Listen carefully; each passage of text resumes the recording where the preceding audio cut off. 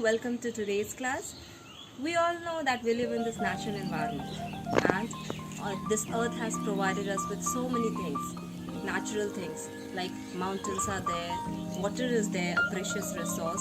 Likewise, living things are also there. We humans are living, animals are living, plants are living.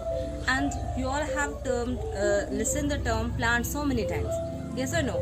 So that term plant, what does it mean? If you see that term plant, it has a deep meaning in it. Why? Because it provides the life supporting gas to us.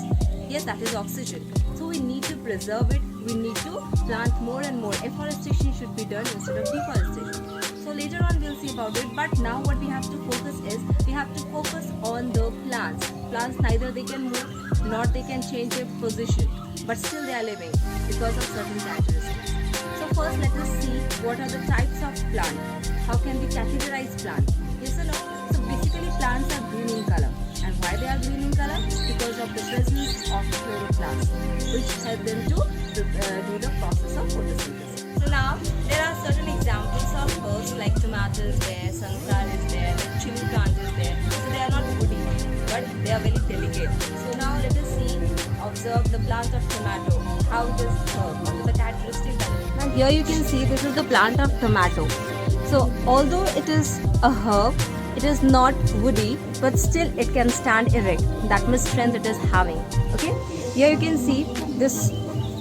If you see one of the stem of this tomato, you can see it is not wood, it is green in color. Yes or no? So it means that it is a herb, but it is not a delicate one. So this is an example of herb. So we are studying this chapter with the help by observing each and every plant, observing each and every type of plant. So the first one is tomato, which is a herb. The next one is the shrub. Now what are shrubs? Well, shrubs are medium-sized plant and they are woody. As you can see, this plant, this is woody. So this is the plant of tulsi. So tulsi come under shrub. Now if you talk about China rose, if you have seen China rose, so that is also a woody plant. Let me show you. This is China rose plant and this is also woody. So this also comes under shrub. Now these shrubs, they also stand erect. Why? Because they are having the woody stem. Okay, and what is the main thing about shrub is that there are very many branches are there, but they are just present above the ground, not like a tree. The tree is having a big trunk, but it is not so like that. The trunk is not differentiated. Branches are spread just above the ground. Next type of plant is trees. Okay, now trees are what? They are large size plant and they are woody. If we compare to the shrubs are medium-sized plant, but trees are large-sized plant. As you can see, this is the tree, big tree, and this is the trunk of the tree. Okay, and it is having branches above the ground, much above the ground. So trees are differentiated from the shrubs on the basis that they are having trunk, but shrubs are not having trunk, and the shrubs are having the branches just placed above the ground, but the trees are having branches much above the ground. This is the basic difference. Okay. Next we will study about the type of plant are apart from herbs, shrubs and trees which can stand upright. Other are climbers and creepers. If you have heard about the climbers and creepers, they cannot stand on their own. They cannot stand erect on their own. They need some kind of support. If you talk about the climbers are very weak plant. As you can see, these are the climbers. This is bitter gourd. In Karela, this is in Hindi we say it Karela. This is a bitter gourd, and you can see flowers are also there of bitter gourd. Yes. Now, why the climbers are different from creepers? Because the climbers are having tendrils. Okay, these are the tendrils. So these tendrils, if here a rope is there and this tendril is stuck here in this rope, and finally it helps the climbers to climb up, and finally it can grow. Okay, so this is in Karela is also, or we can say this bitter gourd is also an example of a climber. The next example of climbers is cucumber. So cucumber plant, as you can see, this is a cucumber plant, and this one cucumber is also there. So you can see the tendrils here. So they also grow upwards erect with the help of some support, and these tendrils bind around the support and finally they grow up. Next is the creeper. We are talking about climbers and creepers. So next is the creeper. So creeper are the plant which are having big stems and they also cannot stand erect. They are different from climbers. How? Because climbers are having tendrils with which they can climb if support is given. But these creepers, they cannot grow on their own, or they cannot stand erect with the help of support also. Why? Because they are not having any kind of tendril. Okay, so but still they can grow erect. Why? Because if we tie a knot here and try to and keep that rope tied to the other position, then with the help of that it can grow. If we take the example of money plant, okay, so that is also a creeper. Why? Because it is not having a tendril. This is the plant of strawberry. Okay, so this plant of strawberry is also a creeper which cannot grow on its own in the erect direction. Okay, but still here you can see it has grown, and if we want to grow it more longer, so it will need a support. It will not grow to a much height. Okay, so this is what is the difference between the climbers and the creepers. That climbers are having the tendrils, but the creepers are not having the tendrils. Now we will study about the parts of the plant. Since we are dealing this chapter through nature, so without the help of chalk and pot method, I will try to explain you that what are the parts of a plant. So basically, the plant consists of two parts: the root system and the shoot system. Okay, the root system comprises of the roots, and the shoot system comprises of the main branches are there, stem is there, leaf, flowers, and fruits are there. Now let us see how these things look in a plant. How can you see a plant and differentiate the various shoot and the root part of a plant? Now as you can see, this is the whole plant, and the plant here, from here, this is the root system or the root part of the plant, and above the root system is the shoot system, which comprises of the other parts. So this is the root of the plant. Okay, so this is the root system. Now next we will see is the branches. You can see here, this is the stem of the plant. Then you can see it is bifurcating, okay, into two or more branches. So these are the branches, and these are the flowers. You can see these are the leaves, and fruit also you can see. So many fruits are there. These are the fruits, okay, fruits of the plant. So this is how we can categorize between the shoot and the root system. Now one by one we will study about each of the parts present in the plant. Now we will study about the root system of the plant. So basically there are two root systems which you have to study in the plant. That is, one is the tap root system and one is the fibrous root system.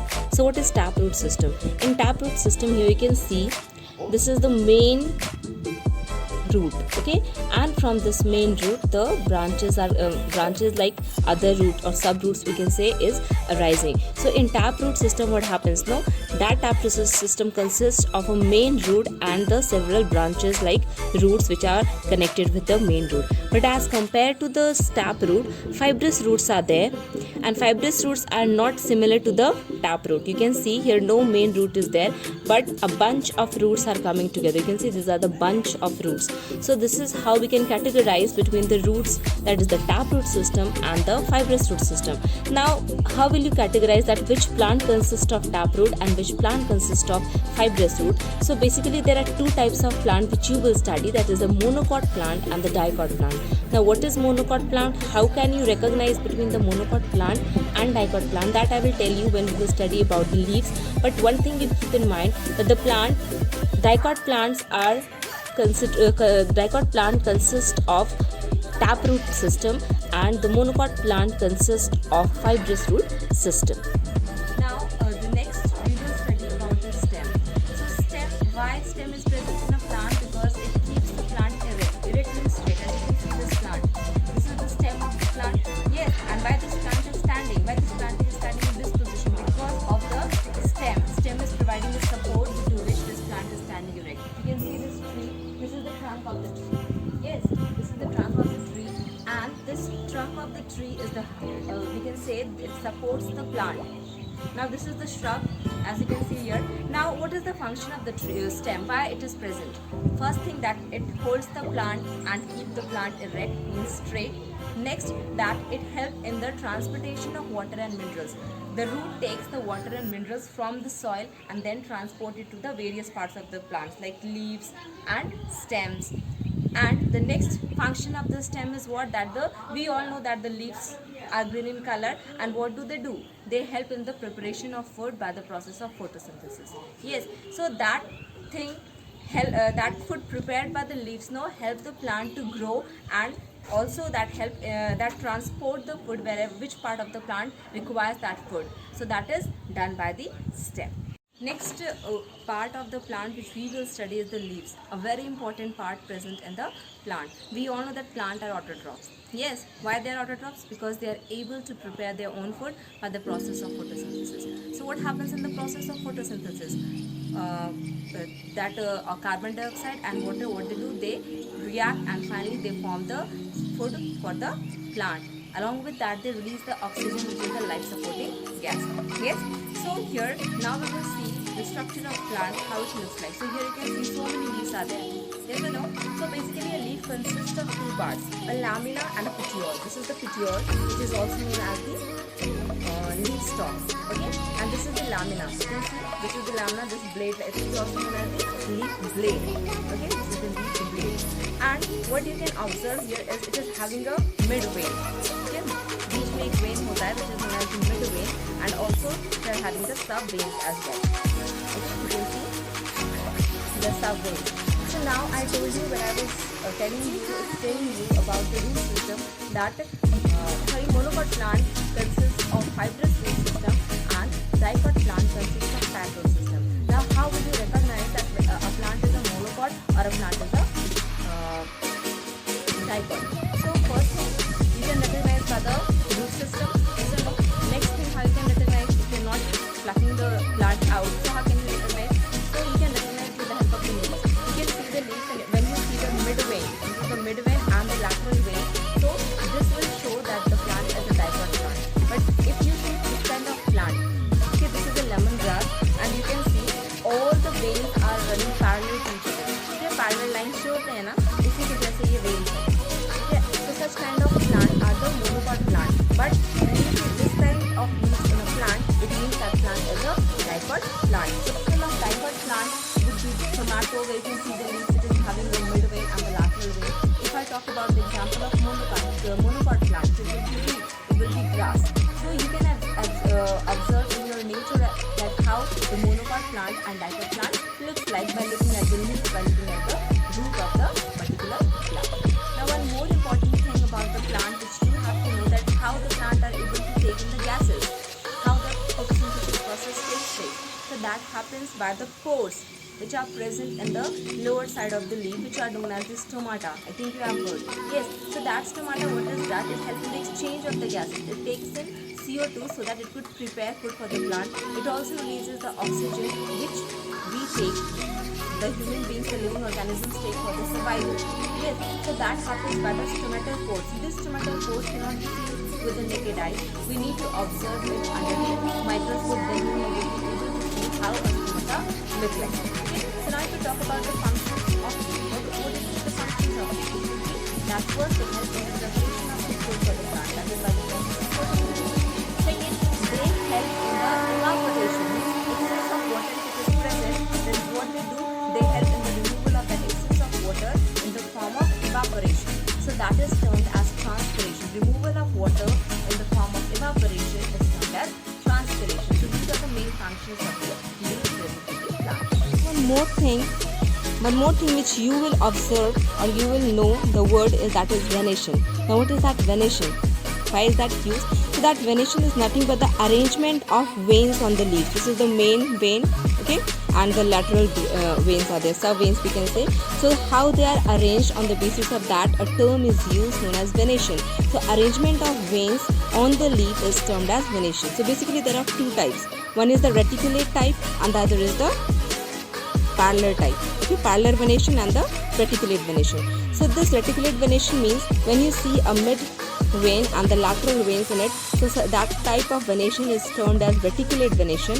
But when you see this parallel venation, means a mid vein is there and all the other sub veins are in parallel, so such type of venation is termed as parallel venation. So parallel venation are present in the monocot plants and the reticulate venation are present in the dicot plants.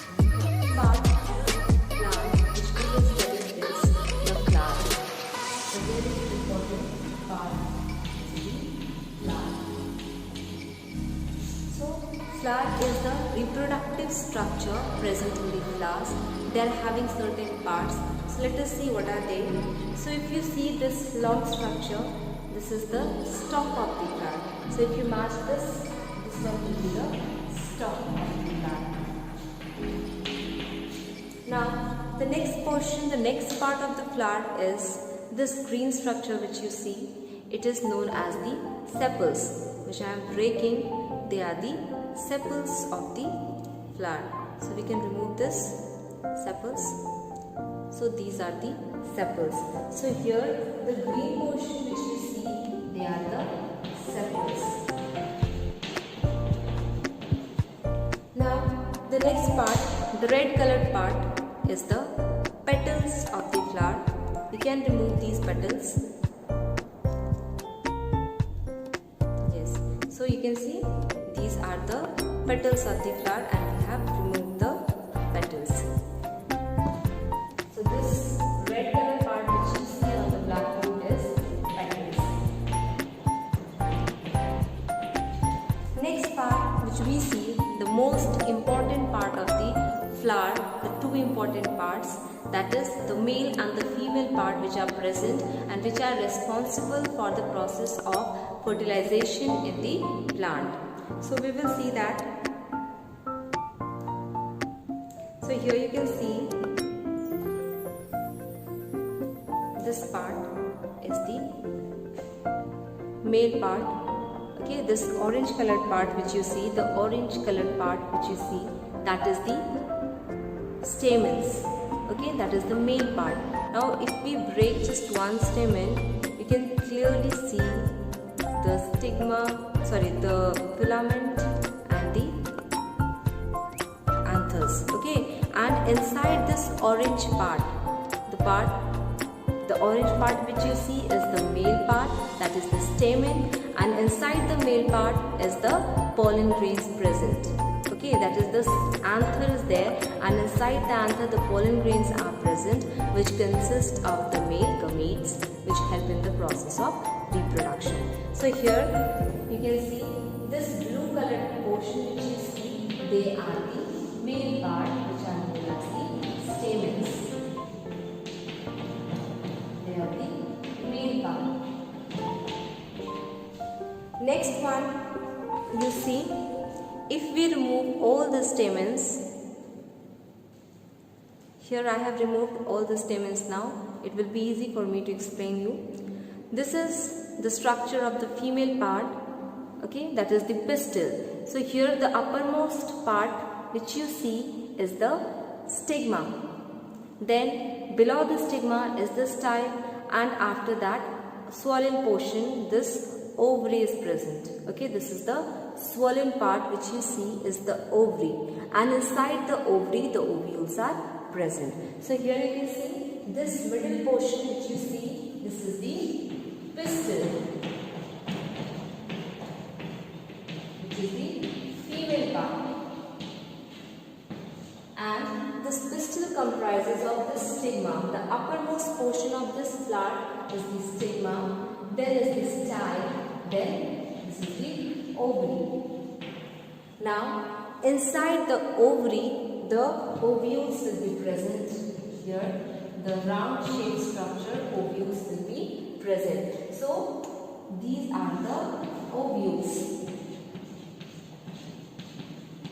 and these ovules, this swollen portion in the flower, the ovules consist of the egg cells which are the female gamete, and when they will fuse they will be forming the zygote, and after that seed will be produced. So the ovules will be forming the seed. These ovules, they will be forming the seed, and the ovaries, this ovary swollen portion, outside swollen portion, will be forming the fruit. Okay, so this process of fertilization has to be taking place by the process of pollination.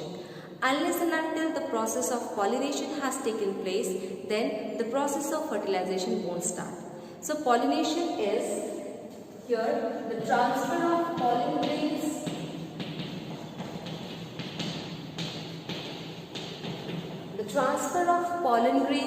from the anther to the stigma is pollination. So here we can see with the help of the diagram. This is the male part, which consists of the anther and the filament. This is the anther. This is the filament.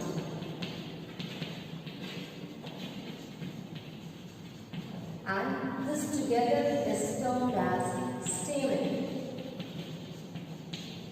Now, this anther consists of pollen grains inside it. Okay? And these pollen grains need to be transferred from this anther to the stigma. So, here we will draw the stigma as well as the style and ovary. Okay? So, this is the stigma. This is the style and ovary. So what will happen? The pollens from the anther, they will be getting transmitted here in the stigma. So the transfer of pollen grains from the anther to the stigma is termed as pollination.